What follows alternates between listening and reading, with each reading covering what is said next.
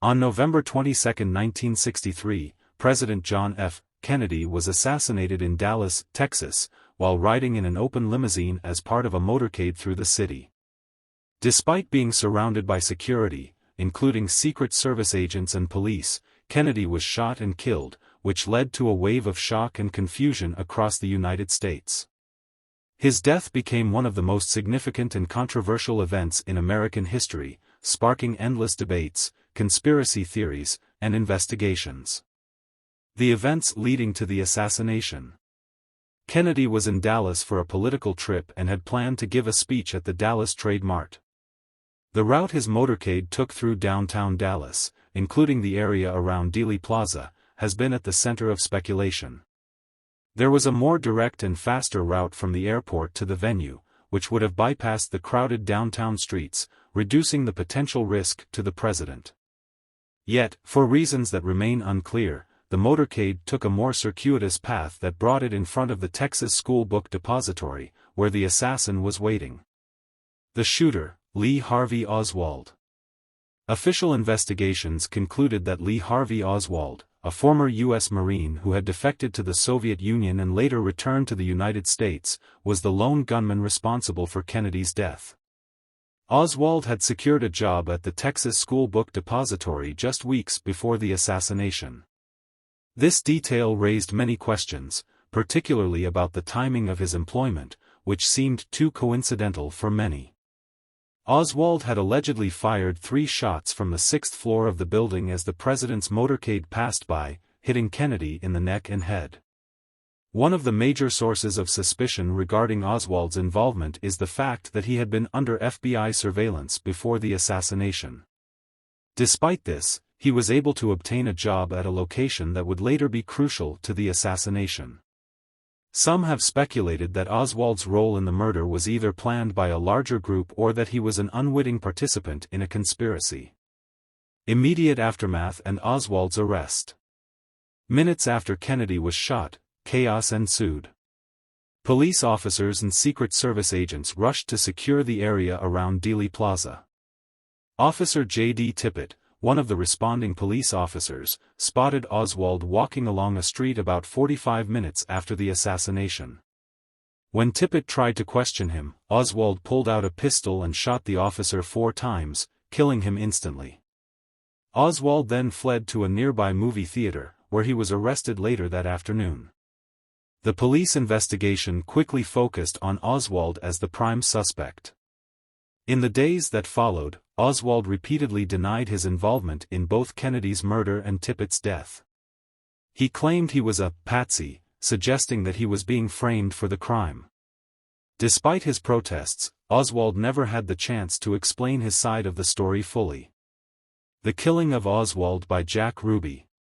2 days after Oswald's arrest, as he was being transferred from Dallas Police Headquarters to the county jail, a nightclub owner named Jack Ruby stepped out of a crowd of reporters and shot Oswald at point-blank range, killing him. Ruby's killing of Oswald, broadcast live on television, added fuel to the suspicions of a larger conspiracy.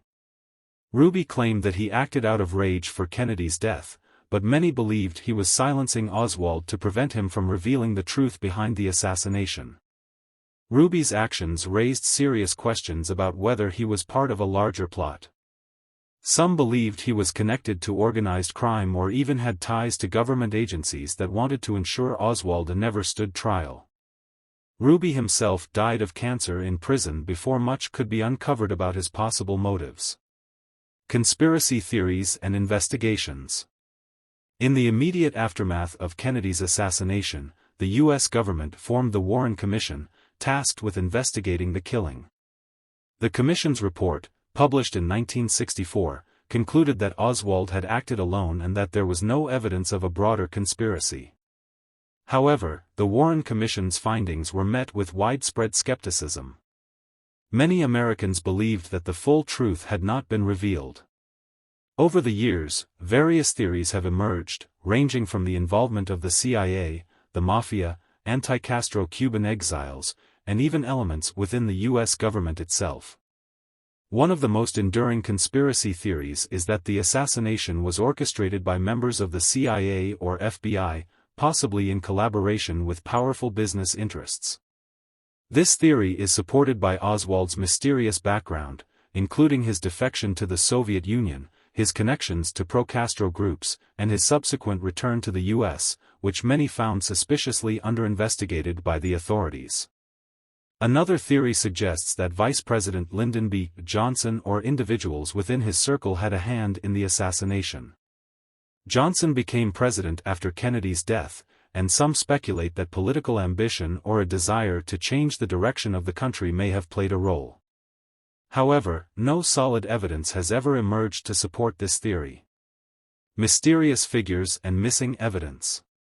One of the most mysterious figures connected to the assassination is the so-called Babushka Lady. In footage taken during the assassination, a woman wearing a headscarf, resembling a babushka, can be seen filming the scene from a relatively close distance. Despite extensive efforts to locate her, she was never identified, and her film has never been recovered. Many speculate that she might have captured crucial evidence or that she may have been involved in a larger conspiracy.